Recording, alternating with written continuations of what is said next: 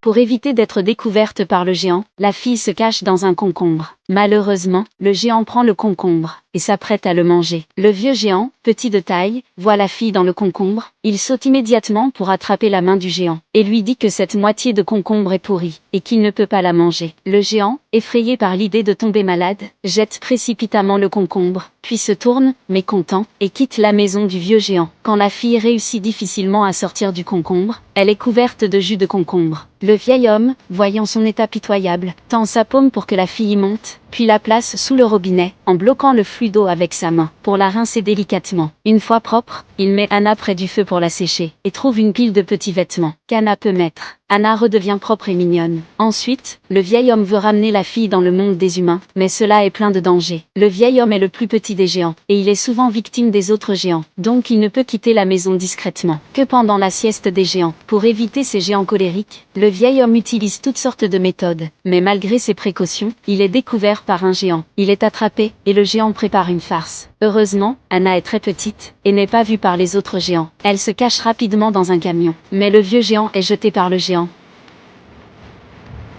brutalement atterrit sur le camion. Pendant ce temps, un autre géant, de l'autre côté de la montagne, écrase 2 voitures détruites, et se prépare à les lancer. Le vieil homme est poussé hors du camion, et le géant de l'autre côté de la montagne glisse également vers le bas. Cependant, il ne sait pas ce qui va se passer ensuite, car Anna est cachée dans le camion qui l'écrase. Alors que les 2 géants sont sur le point de s'entrechoquer, Anna tourne désespérément le volant, ce qui provoque une blessure mortelle au géant. Ce film s'appelle Le Bon Gros Géant.